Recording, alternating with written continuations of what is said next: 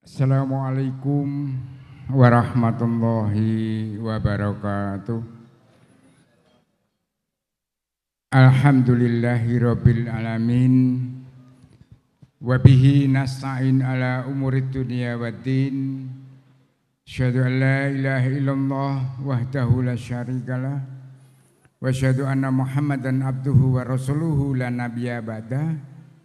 Allahumma salli wa sallim ala sayyidina Muhammadin wa ala alihi sayyidina Muhammad kama sallaita ala sayyidina Ibrahim wa ala ali sayyidina Ibrahim wa barik ala sayyidina Muhammad wa ala ali sayyidina Muhammad kama barakta ala sayyidina Ibrahim wa ala ali sayyidina Ibrahim fil alamina innaka Hamidum Majid.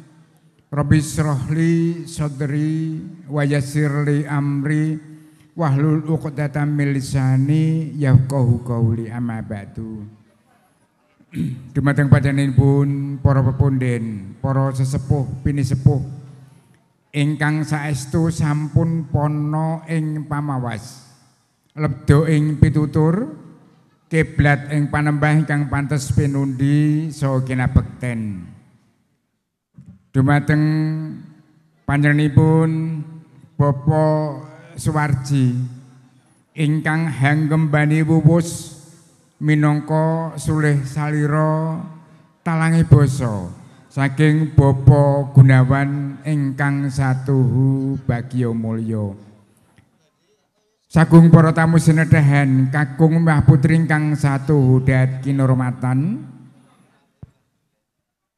Kanthi linambaran trap sira ing budi miwah nyuwun agunging pangapunten kula kanthi jumantaka marak mangarsa ngadeg wonten ngarsa jenggandika nun inggih anggempil kamardikan panjenengan ingkang katemben wawan pangandikan. Jumbuh kalian menapa ingkang kadhawuhaken dhumateng kula kinen matur menggah wigatos sing gati sowan kula kanthi ginarubyuk kadang-kadang sarombongan. Namung saderengipun kula matur monggo sareng-sareng kula dherekaken nyaosaken ros puji syukur wonten ngarsa dalem Allah Subhanahu wa taala ingkang tasih kepareng paring dhateng kita pinten-pinten kenikmatan nyuwun inggih awit saking nikmatipun. Alhamdulillah panjenengan sedaya dalah kula ngantos dumugi wonten ing kalenggahan wekdal rahina punika tasih pinaringan nikmat iman, nikmat Islam, nikmat sempat saha nikmat sehat. Boten kesupen selawat saha salam tansah kita aturaken dumateng junjungan kita Nabi besar Muhammad sallallahu alaihi wasallam. Ugi dumateng para sedaya keluarganipun, boten kesupen dumateng para sahabat-sahabatipun ingkang tansah kita tenggo-tenggo lan kita ajeng-ajeng syafaatipun insyaallah benjang wonten ing yaumul kiamah. Amin Allahumma amin. Bapak Suwarji ingkang satuhu dat kinurmatan minangka purwakane ngatur kula wakil saking Bapak Agus Riyadi ngaturaken puji syukur alhamdulillah bilih lampah kula awit saking perumahan Klodran Indah Colomadu Karanganyar ngantos dumugi wonten ing Dusun Jeponan Lor RT kalih RW setunggal Manggung Ngemplak Boyolali mriki sampun pikantuk rindanipun Allah Subhanahu wa taala wonten margi boten wonten alangan setunggal punapa.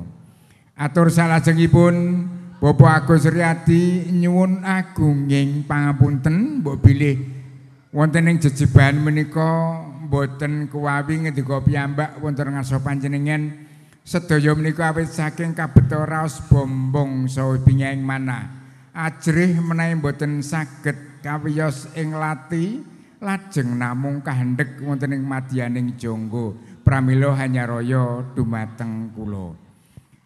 Menggah atur salajengipun Bapak Agus Riyadi Sarimbit garwa kintun salam taklim pambage wilujeng mugi kaaturaken dumateng Bapak Gunawan dalah Ibu Sri Nurkayati kanthi wasilah Assalamualaikum warahmatullahi wabarakatuh.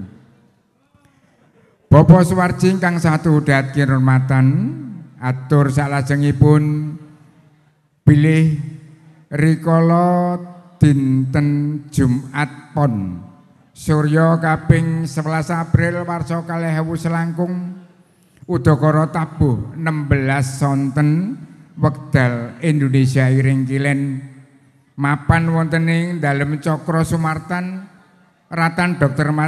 Rajiman nomor gang 123 Lawian Surakarta. Penganten sarimbit sampun kaijabaken kanthi anut satataning agami saha negari. Sedaya sampun pikantuk rindanipun Allah Subhanahu wa taala, boten wonten alangan setunggal punapa awit saking purwa madya ngantos sing wasana. Pramila wonten ing kalenggahan rahina punika Bapak Agus Riyadi dalah Ibu Witwi Astuti kanthi niat bismillahirrahmanirrahim sekar cempaka mulya sakembaran pun Bagus Giovanni Riki Gunawan ingkang sampun kasembatan hanjatu krami kalian Roro Putri Devi Ramandani sarjana akuntansi kula pasrahaken dumateng panjenengan. Purba wasesa anginipun badhe mangayu bagya tali dharma kula ugi masrahaken dumateng panjenengan. Bapak Suwarji satudat kinurmatan, atur salajengipun Bapak Agus Riyadi sarimbit garwa ugi pareng ngasrahaken utawi peparing angsul-angsul. Namung nyuwun agunging pangapunten mbok bilih wujud raos saha gunggungipun boten meranani begalih panjenengan. Bapak Agus Riyadi sarimbit garwa nyuwun agunging pangapunten. Namung kanthi pangajab mugi-mugi angsul-angsul sedaya kala wau saged ndadosna reraketing kekadangan anggenipun sami badhe bebesanan mugi tansah bagya mulya salami-laminipun. Amin. Allahumma amin. Bapak Suwarji ingkang satudat kinurmatan, boten ngira-ngira pakurmatan dumateng panjenengan, mbok bilih mangke sampun dumugi titi wanci purnaning payuhan prasaja ing kalenggahan raina punika sampun purna.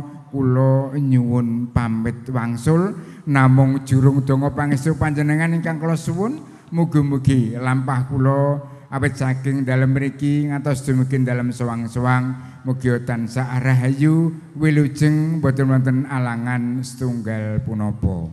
Minangka puputing atur ngambali Bapak Agus Riyadi nyuwun agunging pangapunten mbok bilih anggenipun sowan gindarubyuk kadang-kadang sarombongan.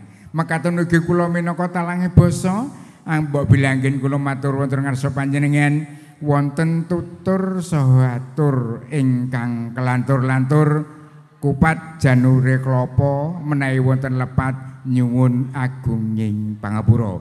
Ing wusana sasana saha swasana kula aturaken wangsul dumateng kadang pengendali wara. Ihdinas siratal mustaqim. Wassalamualaikum warahmatullahi wabarakatuh.